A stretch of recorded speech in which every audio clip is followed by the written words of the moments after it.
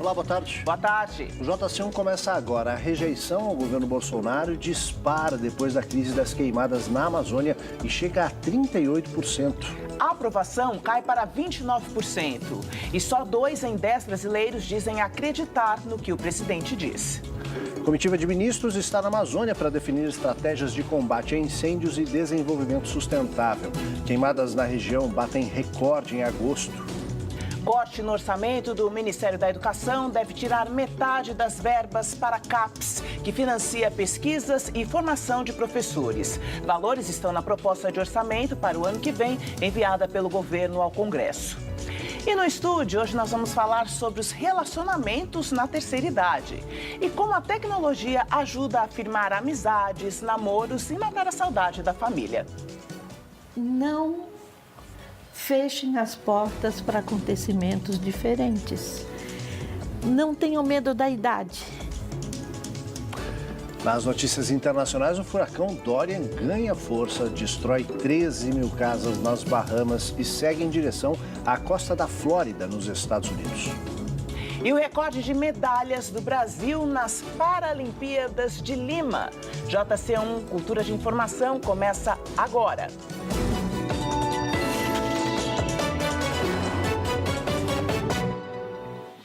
O número de brasileiros conectados representa hoje 70% da população, segundo a pesquisa do Comitê Gestor da Internet. E o mais curioso é que o número de computadores diminuiu. Mesmo nas redes domésticas, as famílias usam o celular para fazer quase tudo que a internet conecta. Uma coisa é certa, o brasileiro está quase o tempo todo conectado. A internet para mim é tudo hoje em dia, né? Faço tudo por lá, né? Revolucionário. Estudo, trabalho por lá, faço pesquisa por lá. Hoje é que nem sair pelado de casa, né? Se você não sair com a internet, você sente que falta alguma coisa. E a cada ano o uso da internet é maior. Pesquisa divulgada pelo Comitê Gestor da Internet no Brasil revela que nos últimos 3 meses, 126 milhões de pessoas utilizaram a internet. E o avanço foi maior nas classes D e E. Em 2015, eram 30% da população conectada. Hoje, já é a metade. O acesso é feito exclusivamente pelo smartphone. A pesquisa deixa clara uma tendência que deve ganhar força nos próximos anos. Se, por um lado, a internet é cada vez mais acessada através do telefone celular, por outro, o uso do computador fixo deve diminuir. Nos últimos 4 anos, o número de pessoas que acessou a web por ali caiu quase à metade. É cada vez mais comum que tenha domicílios que têm internet e não têm computador. Os arranjos que estão acontecendo agora são de uma conexão que chega e é roteada para diversos dispositivos que tendem a ser cada vez mais o telefone celular, dado que a gente não observa mais um avanço da presença do computador em casa. Pela primeira vez, a pesquisa revelou a tendência do uso da internet em relação aos serviços. 44 milhões de brasileiros já utilizam para essa finalidade. A gente investigou 9 serviços e o mais mencionado foi o serviço de táxi ou de serviços de aplicativo de transporte. 32% dos usuários de internet no Brasil fazem essa atividade. Se você considerar a quantidade de pessoas que utilizou pelo menos um desses serviços, toda essa economia de serviços pela internet alcançou 48% dos internautas. Então, metade dos usuários de internet realiza algum desses serviços que a gente investigou. Já que nós estamos falando do mundo digital, nós queremos receber a sua mensagem pelas redes sociais. Então, nosso Instagram é @JC1Oficial, o nosso Twitter é @jornal_cultura e nós também estamos ao vivo pelo Facebook e pelo YouTube. Lembrando que lá você pode participar, né, do programa com perguntas, comentários, utilizando sempre, senão a gente não acha a sua mensagem, utilizando sempre a hashtag JC1. O estudo aponta que uma anomalia climática está causando a morte de corais no arquipélago de Abrolhos, no sul do litoral da Bahia.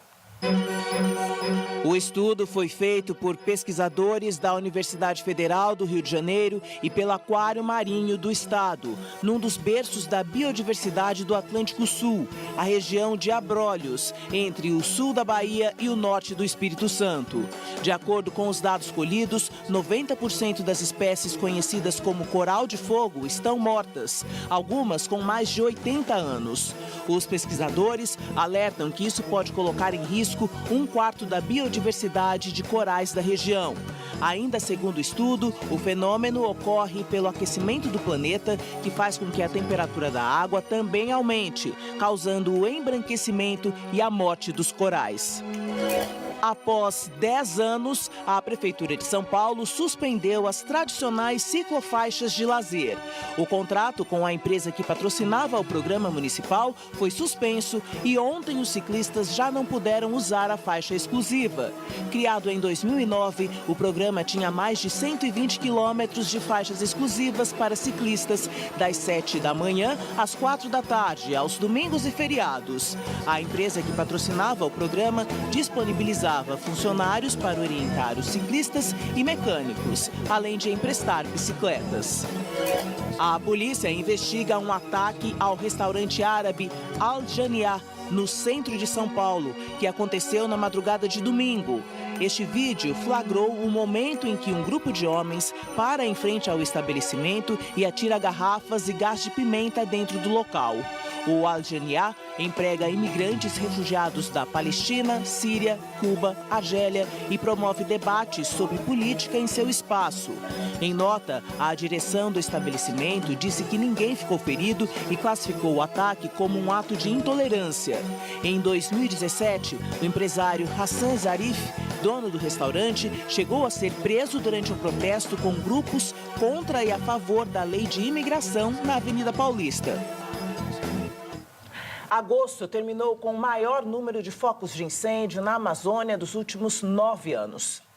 O programa Queimadas do INPE registrou quase 40 mil focos de incêndio em agosto na Amazônia Legal, mais do que o dobro que o mesmo mês do ano passado, e 14% acima da média histórica para o mês, que é de 34 mil focos. De janeiro até agosto deste ano, em comparação com o mesmo período do ano passado, o aumento é de 91%. Em todo o país, as queimadas também aumentaram. Foram quase 52 mil focos em agosto deste ano. E depois da crise das queimadas, o presidente Bolsonaro despacha comitiva de 9 ministros à Amazônia para reuniões com governadores da região. E essa viagem acontece em 2 etapas. Os ministros passam o dia hoje em Belém, no Pará, e amanhã viajam para Manaus. A comitiva é liderada pelo ministro-chefe da Casa Civil, Onyx Lorenzoni. Ele disse que, além de preservar a floresta amazônica, o governo quer estimular o desenvolvimento econômico da região. Na semana passada, os governadores dos 9 estados que compõem a Amazônia Legal entregaram ao presidente Bolsonaro propostas para o desenvolvimento sustentável da região, entre as quais a regularização fundiária e a retomada da cooperação internacional, especialmente o Fundo Amazônia, abalado pelo aumento das queimadas e do desmatamento. Participam da comitiva o ministro do Gabinete de Segurança Institucional, general Augusto Heleno, e o da Defesa, general Fernando Azevedo e Silva. Também os ministros do Meio Ambiente, Mulher, Família e Direitos Humanos, Agricultura, Minas e Energia, Secretaria-Geral da Presidência e Secretaria de Governo. A Associação Brasileira de Imprensa pede proteção à jornalista que denunciou o chamado Dia do Fogo, uma ação articulada através de aplicativo de mensagem para ampliar as queimadas no Pará. A Polícia Federal investiga o caso. Após publicar no jornal Folha do Progresso uma reportagem sobre a convocação feita para o chamado Dia do Fogo na cidade paraense de Novo Progresso, o jornalista Adécio Piran passou a sofrer ameaças. Além de mensagens em redes sociais, Adécio é difamado por panfletos espalhados pela cidade que o acusam de destruir o município ao chamar a atenção para algo que não existe. Em carta endereçada ao governador do estado, Helder Barbalho, ontem, a ABI manifesta preocupação com possíveis ameaças e pede ao governo paraense que garanta a segurança do jornalista e a continuidade do jornal onde a notícia foi publicada. Desde a semana passada, agentes da Polícia Federal, dentro da Operação Combate às Queimadas, investigam as mensagens. Os registros de satélite indicaram um aumento dos focos de incêndio na região no dia em que a ação teria acontecido. A reprovação do governo de Jair Bolsonaro aumentou depois da onda de incêndios na Amazônia. Os dados são da nova pesquisa Datafolha. Em abril, os que avaliavam a gestão de Jair Bolsonaro como ótima ou boa eram 32%. Passaram para 33% em julho e agora caíram para 29%. A avaliação de regular estava em 33% em abril, passou para 31% em julho e agora caiu um pouco mais, para 30%. Os entrevistados que classificam o governo federal como ruim ou péssimo eram 30% em abril, depois 33% em julho e agora subiram para 38%. Os que não sabem ou não quiseram responder são 2%. Bolsonaro tem a pior avaliação de um presidente em primeiro mandato. A pesquisa Datafolha também perguntou sobre a confiança no presidente. 44% disseram não acreditar no que Jair Bolsonaro diz. 33% eventualmente e só 19% confiam sempre nas palavras dele. A pesquisa ouviu 2.878 pessoas acima de 16 anos em 175 cidades brasileiras entre os dias 29 e 30 de agosto. A margem de erro é de 2 pontos para mais ou para menos e o índice de confiança é de 95%. O presidente Jair Bolsonaro vai passar por uma 4ª cirurgia de abdômen por causa da facada que levou durante a campanha eleitoral. A cirurgia, considerada de médio porte, deve ser realizada em São Paulo no próximo domingo pelos mesmos médicos que o atenderam no ano passado. A cirurgia vai corrigir uma hérnia, considerada um problema normal em casos como esse. A proposta orçamentária para 2020 reduz em quase 20% os recursos destinados à educação. E o maior impacto vai ser no financiamento da CAPES, que vai cair pela metade. Na proposta de orçamento para 2020, elaborada pelo governo federal, o MEC sofre redução de 18% nos recursos para todos os ciclos, do ensino básico à pós-graduação. O principal corte será na CAPES, responsável pelas pesquisas de mestrado e doutorado no país, além da formação de professores do ensino básico. Na Universidade Federal do Rio de Janeiro e na Universidade de Brasília, a redução prevista é de 24%. No total das federais, o corte é aproximadamente 7,4%.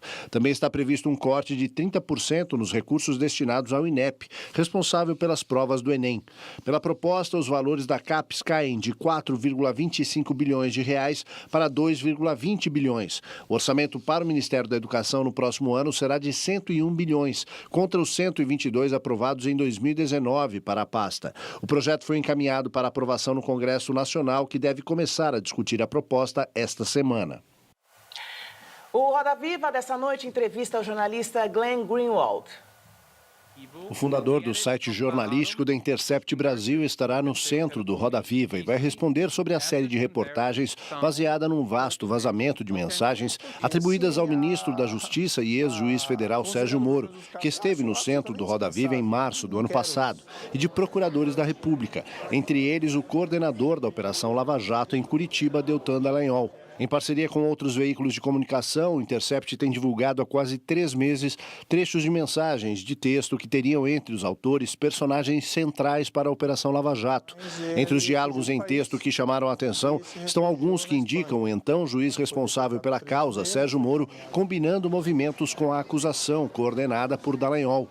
Os envolvidos questionam a veracidade das mensagens e argumentam que elas foram obtidas de forma criminosa por um hacker que teria entregado material para a reportagem. O Roda Viva começa às 10 da noite, logo depois do Jornal da Cultura.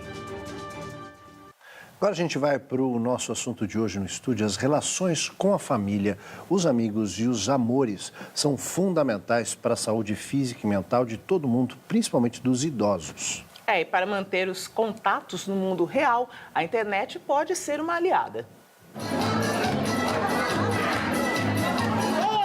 A batida da música embala o ritmo dessa moçada. É sempre animado. Adoro o forrozinho. É muito gostoso pra nós, viu? O seu Cícero, de 80 anos, e Dona Maria Helena, de 70, não perdem um baile da terceira idade por nada. E adivinha por onde marcaram de se encontrar? Pois é, no WhatsApp. Nós queremos ter contato todo dia. A gente conversa direto, toda noite, né, amor? O baile no Instituto Paulista de Geriatria e Gerontologia acontece toda semana. O mais novo aqui tem 60 anos de idade. O Dr. Newton explica que a internet na vida deles é uma grande ferramenta para o convívio social. É um meio da pessoa se comunicar, fazer novas amizades, inclusive, perpetuar as que já tem. Isso é importante. E a pessoa ficando sozinha, sem contato nenhum, ela vai entrando em depressão. E aqui não tem esse problema. Todos cantam, dançam e usam a internet à vontade. No Brasil, é cada vez maior o número de pessoas acima de 50 anos envolvidas com tecnologia, principalmente os aplicativos de conversa. Segundo o IBGE, hoje 15% da população idosa brasileira utiliza a internet. Há 10 anos, era apenas a metade.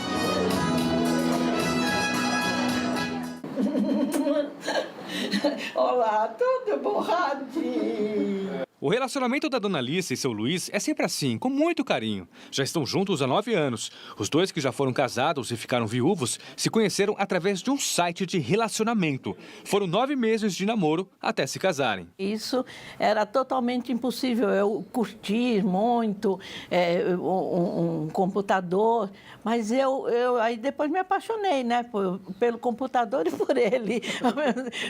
Depois que a minha filha me ensinou como é que entrava no site, como é que fazia, e depois que eu encontrei ele, aí tudo bem. Eles nem imaginavam que a internet poderia mudar suas vidas. Com a ajuda da internet, dentro de casa, a gente encontra tesouros. Com o seu Michele, 73 anos, a tecnologia também é uma grande aliada. Tudo certo hoje para pegar as crianças na escola? Tudo, só o Tico volta com você. É através do celular que mantém conversa com a filha. Todos os dias busca os netos na escola. O contato, principalmente quando eu vou buscar meus netos, para localizá-los, porque a escola é muito grande. Então, quando eu chego, eu já dou um WhatsApp para todo mundo. O vovô está aqui. Para ele, os aplicativos de conversa vieram para facilitar a vida. A tecnologia sempre vem para ajudar. O que mais eu recebo de mensagem é da neta do meio, que é a Gigi. Ela vira e mexe e me manda emoji. Oh, te amo! E manda o coração pulsando. É um barato, cara, é um barato. E para conversar com a gente sobre essa nova forma de envelhecer, nós convidamos o Dr. Carlos André O'Hara, que é presidente da Sociedade Brasileira de Geriatria e Gerontologia. Doutor, muito obrigada por conversar conosco. Bom, definitivamente a forma de envelhecer, tudo mudou, né? O mundo, a sociedade mudou e a forma de envelhecer também. Sim. O isolamento, que era uma das reclamações, né, constante dos idosos, foi deixado mais de lado com essa questão da inclusão digital. Sim, eu acho que é importante a gente olhar os novos idosos como diferentes daqueles que chegaram aos 60 anos há 30 anos, né? Esses novos idosos que chegam hoje na faixa dos 60 anos já têm mais informações sobre como cuidar da sua saúde e também como interagir com outras pessoas. E as redes sociais, principalmente o WhatsApp, tem um papel importantíssimo nessa nova socialização desses novos idosos. Eu acho que isso é fundamental quando a gente percebe o envelhecimento da população, né? Essa mudança na nossa pirâmide aí demográfica, né? Assim, é uma forma de se preparar também para esse momento, né? Sim, ainda hoje quando falamos sobre idosos, a gente tem muito a imagem daqueles idosos mais antigos, né? Que eram muito dependentes e não tinham tanta autonomia. Hoje, quem chega aos 60 anos e um problema é que são os últimos a aderir a essa revolução digital, começam a ter problemas em relação ao uso, né? Mas a gente tem que olhar como uma coisa boa, porque aprender uma coisa nova, incluindo a inclusão digital e a alfabetização em relação à digitalização, é importantíssimo para mantê-los ativos nessa nova era. E quais são as preocupações que todos nós devemos ter para ter um envelhecimento ativo? Bom, tem um documento da Organização Mundial de Saúde que fala que são 4 pilares principais para que a gente consiga envelhecer com melhor qualidade. A primeira é cuidar da saúde. O outro pilar é a segurança. Segurança financeira, segurança familiar, a segurança pública.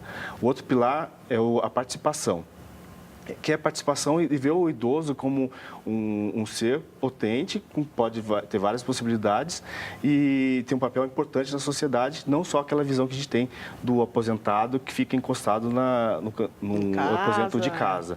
E o quarto pilar, que é a aprendizagem contínua. Então, a gente sempre tem que aprender coisas novas, sempre, independente da idade. E a alfabetização social, aprender a alfabetização digital,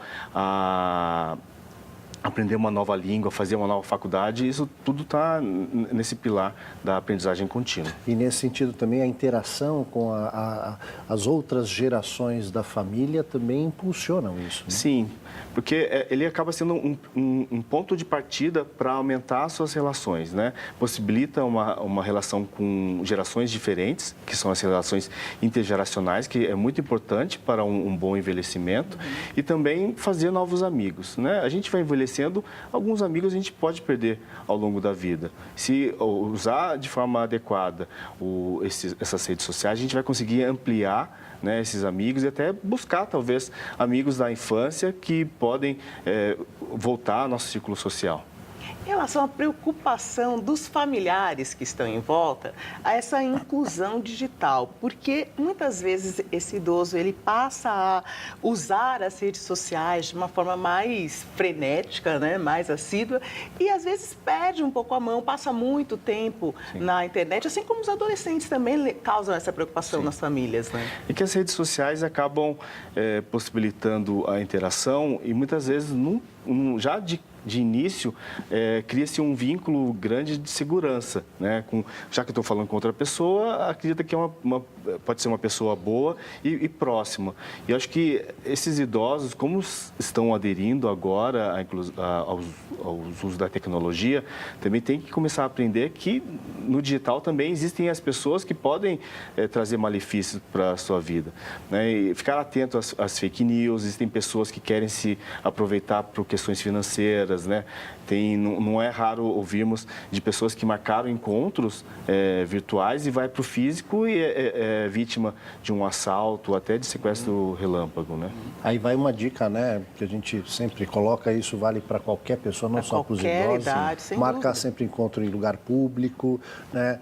Avisar que está indo nesse encontro para alguém da família, alguém próximo, deixar telefone de contato, né, para que nada ruim aconteça, né? Agora, essas sensações de insegurança, o medo não podem ser um freio para tudo que essa tecnologia permite, né, doutor? Não, eu acho que em tudo na vida tem esse lado bom e ruim. O que a gente tem que fazer é minimizar o lado ruim do uso excessivo. Talvez exista também o problema de uso excessivo desses dispositivos, né? Ficar viciado em redes sociais, em smartphone. É importante a gente ter esse controle também. E ficar atento ao lado negativo para que a gente consiga controlar esses riscos.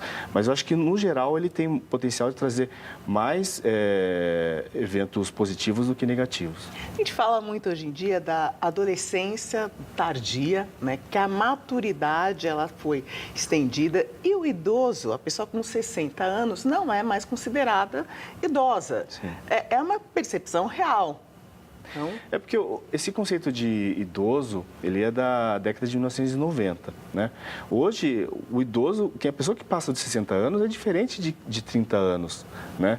Então, se há 30 anos, aquela pessoa que passava dos 60 anos tinha perda de autonomia e independência, hoje não, é diferente.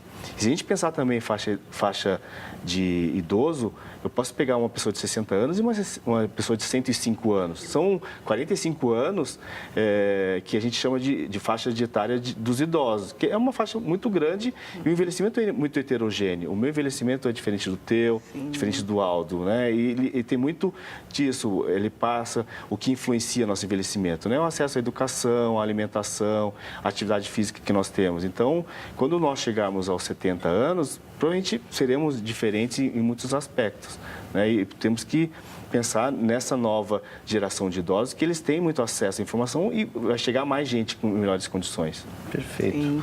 Doutor, muito obrigado pela sua participação aqui no JC. Boa tarde, senhor. Boa tarde, que eu Obrigada, agradeço. boa tarde, até a próxima, doutor.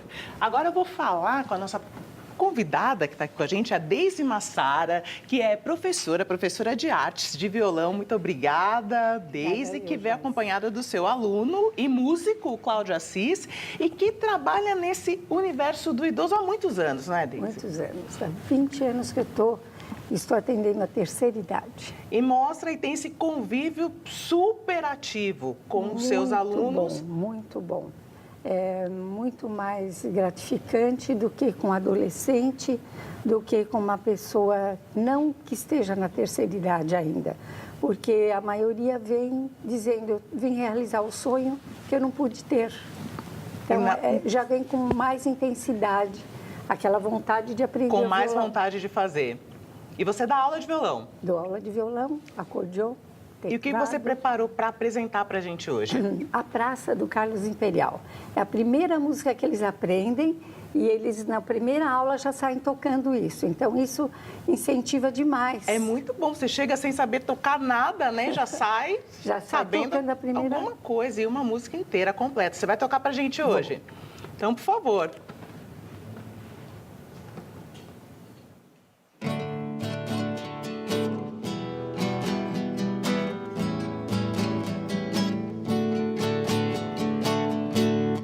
Hoje eu acordei com saudades de você. Beijei aquela foto que você me ofertou. Sentei naquele banco da pracinha só porque foi lá que começou o nosso amor. Senti que os passarinhos todos me reconheceram, pois eles entenderam toda a minha solidão. Ficaram tão tristonhos que até emudeceram. Aí então eu fiz esta canção. A mesma praça, o mesmo banco, as mesmas flores e o mesmo jardim. Tudo é igual, mas estou triste porque não tenho você perto de mim. Beijei aquela árvore tão linda onde eu, com meu canivete, um coração desenhei. Escrevi no coração meu nome junto ao seu, e meu grande amor então jurei. O guarda ainda é o mesmo que um dia me pegou, roubando uma rosa amarela pra você. Ainda tem balanço, tem gangorra, meu amor, crianças que...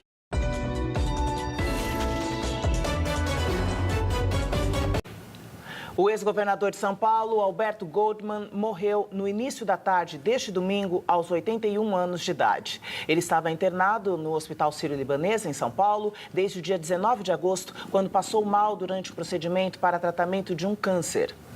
Ex-filiado ao PCB, o Partido Comunista Brasileiro, Alberto Goldman aderiu depois à social-democracia e se tornou um dos maiores nomes do PSDB no país. Nascido em 1937, Alberto Goldman era engenheiro formado pela Escola Politécnica da USP. Ele se filiou ao PCB quando tinha 19 anos. Durante o curso de engenharia, foi diretor do Centro Acadêmico da Poli e da União Estadual dos Estudantes. Goldman foi deputado estadual por 2 mandatos, entre 1971 e 1978, período em que se destacou pela oposição à ditadura militar, então em seu período mais repressivo. Na Assembleia Paulista, foi presidente da CPI sobre a invasão da PUC em 1979. Nesse mesmo ano, entrou no MDB. Foi deputado federal por 6 vezes e, em 1997, entrou no PSDB.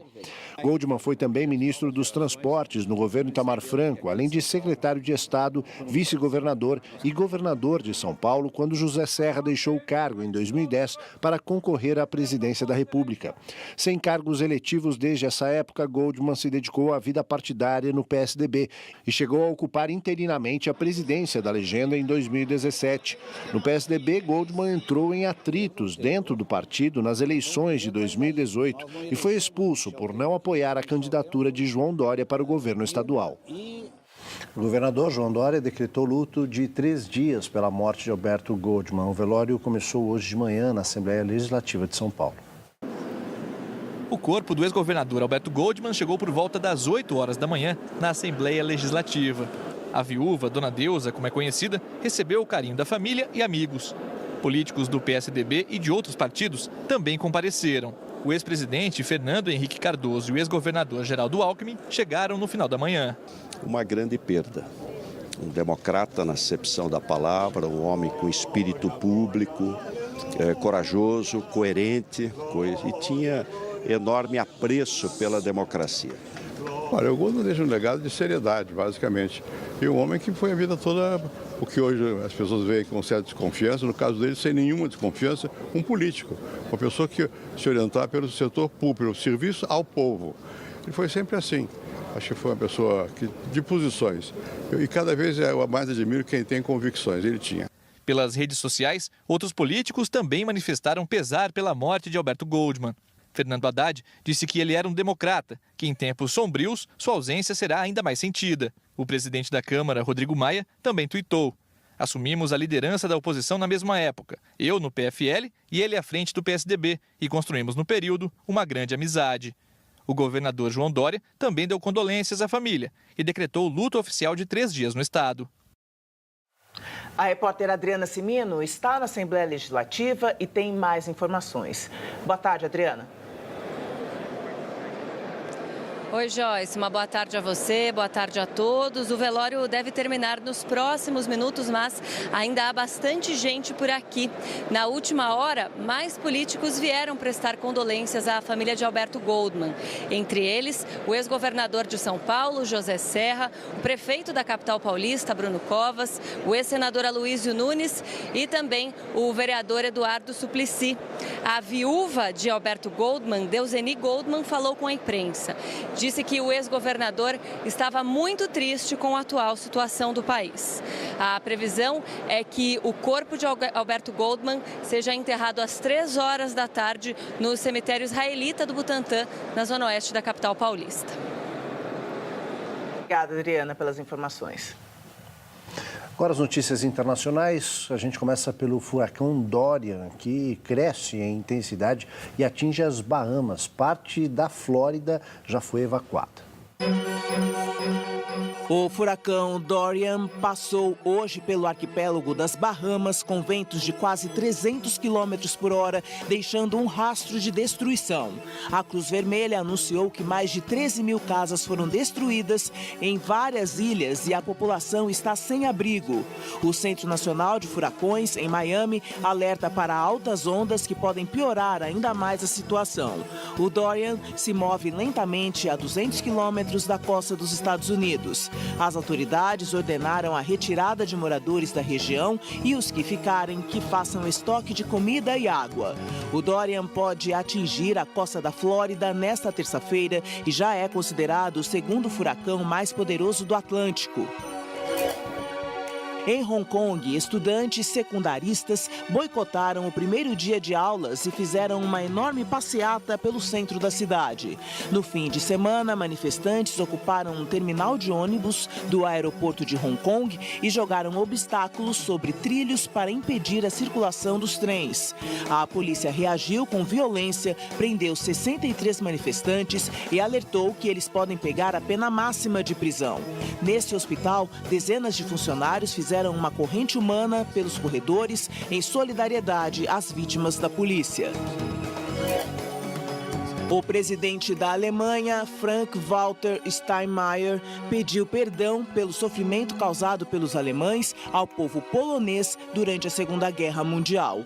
O pedido foi feito numa cerimônia na pequena cidade de Wielan, na Polônia, onde aconteceram os primeiros bombardeios em setembro de 1939. O evento teve discursos do presidente polonês Andrzej Duda e marcou os 80 anos desde a invasão nazista que levou ao conflito mais mortal da história da humanidade. Poucos lugares viram morte e destruição como a Polônia, que perdeu quase 1/5 da população, incluindo a grande maioria de seus 3 milhões de cidadãos judeus. Após a guerra, a capital destruída de Varsóvia teve que se levantar novamente a partir das ruínas, e a Polônia permaneceu sob domínio soviético até 1989. E os recentes incêndios florestais devem ser debatidos durante a reunião da Comissão Florestal para a América Latina e o Caribe ligada à ação. O Brasil e o Uruguai. A COFLAC é uma das comissões da FAO, a Organização das Nações Unidas para Alimentação e Agricultura. Criada em 1948, a conferência proporciona um foro técnico e político aos seus países membros para debater e analisar questões relacionadas às florestas, além de garantir a contribuição para a segurança alimentar, a sustentabilidade na produção de alimentos na região e a conservação dos recursos florestais. O representante brasileiro no evento será Valdir Colato, diretor-geral do Serviço Florestal Brasileiro, que ocupa uma das vice-presidências da comissão. Amanhã, Colato deve fazer uma apresentação no painel sobre florestas e bioeconomia. Outros seminários estão previstos, como a biodiversidade em áreas protegidas, o manejo integral do fogo em florestas e os impactos das mudanças climáticas. Tudo como preparação para a COP25, a Conferência do Clima da ONU, que acontece no mês de novembro em Santiago, no Chile. O programa Meu Emprego, trabalho inclusivo do governo de São Paulo, destinado a pessoas com deficiência física, vai oferecer também cursos de qualificação profissional. O programa lançado nesta segunda-feira promoverá a inclusão, permanência e desenvolvimento profissional de pessoas com deficiência no mercado de trabalho.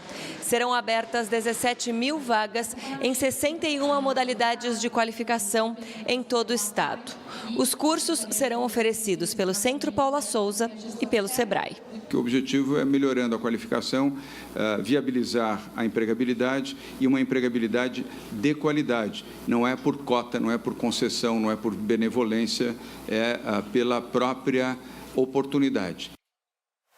A gente faz um rápido intervalo. Na volta, os Jogos Parapan-Americanos de Lima terminam com um resultado histórico de atletas brasileiros. E as chilenas levaram a melhor no torneio feminino internacional de futebol. A seleção brasileira ficou em segundo lugar. A gente volta já.